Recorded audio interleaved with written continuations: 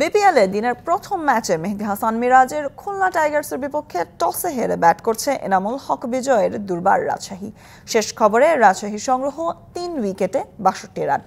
দলীয় ৪৪ রানে প্রথম উইকেট হারায় রাজশাহী। ২০ বলে ২৭ রান করা ওপেনার মোহাম্মদ হারিসকে ফেরান নাসুম আহমেদ। এনামুল হক বিজয় ৭ রান করে বিদায় নেন নাসুমের দ্বিতীয় শিকার হয়ে। ব্যক্তিগত ৫ রানে মেহেদী হাসান মিরাজের শিকার হয়েছেন মেহরাব হোসেন জুনিয়র। চলতি বিপিএলে এখনও হারেনি খুলনা টাইগার্স। ২ ম্যাচের দুটিতেই জিতেছে মেহেদী হাসান মিরাজের দল।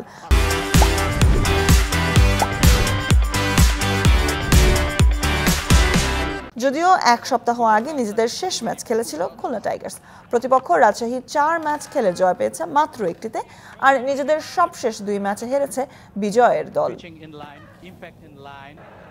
সিলেট ন্যাশনাল স্টেডিয়ামে বিপিএল কভার করতে সেখানে উপস্থিত রয়েছেন আমাদের সহকর্মী শাহরিয়ার হোসেন। যুক্ত হব তার সাথে। শাহরিয়ার, প্রায় এক সপ্তাহ বিরতির পর বিপিএল এ মাঠে নেমেছে খুলনা টাইগার্স, তবে তাদের পারফরমেন্স কিন্তু বলছে তেমন কোনো প্রভাব পড়েনি। কি মনে করেন আপনি? হ্যাঁ, অবশ্যই খুলনা টাইগার্স অনেক পেশাদার একটা দল, প্রভাব পড়ার তেমন কথা না। তারা কিন্তু মিরপুরে কিন্তু যে ২টা ম্যাচ খেলেছিল এবং দুটার মধ্যে দুটাতেই জিতেছে। আজকে তাদের তৃতীয় ম্যাচ, এবং আমরা যেরকম দেখেছি শুরু থেকেই কিন্তু শুরুতে কিছুটা রাজশাহী ভালো খেললো, পরে কিন্তু খুলনা খুব দ্রুতই কামব্যাক করেছে এবং এরই মধ্যে ৩টি উইকেট কিন্তু তুলে নিয়েছে। আপনি যতই বলেন না কেন যে অনেকদিন পর খেলছে, কিন্তু আসলে ব্যাপারটা হচ্ছে কন্ডিশনের যে কথা যদি বলেন, কন্ডিশন কিন্তু অনেকটাই একরকম। তো সেই ক্ষেত্রে খুব একটা প্রভাব পড়বে না, এই খেলায় খুব একটা প্রভাব পড়বে না। কারণ হচ্ছে আমরা যদি উইকেটের কথা বলি, যে মিরপুরের উইকেট এবং সিলেটের উইকেট দুটোই কিন্তু ব্যাটিং প্যারাডাইজ, এবং ব্যাটিং উইকেটে খেলা হচ্ছে, সেই ক্ষেত্রে খুব বেশি প্রভাব পড়ার কথা না। আর ম্যাচের আগে খুলনা 2 দিন প্র্যাকটিসও করেছে, সো সেখানের এই উইকেটের সাথে তারা এরই মধ্যে অ্যাডজাস্ট করে নিয়েছে।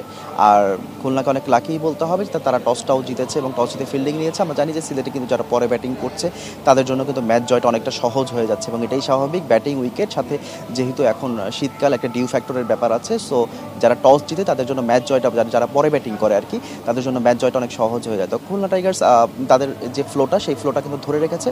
এবং রাজশাহীর বোলিংয়ের কথা যদি আমরা বলি, রাজশাহীর বোলিং কিন্তু খুব একটা কিছু ভালো না, একমাত্র তাসনিম বাদে কিন্তু আর কোনো স্ট্রাইক বলার নেই।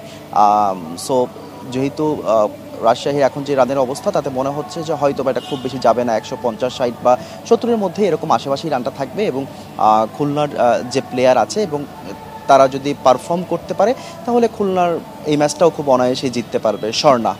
অবশ্যই সিলেট থেকে রাজশাহী এবং খুলনার ম্যাচ নিয়ে জানাচ্ছিলেন সহকর্মী শাহরিয়ার।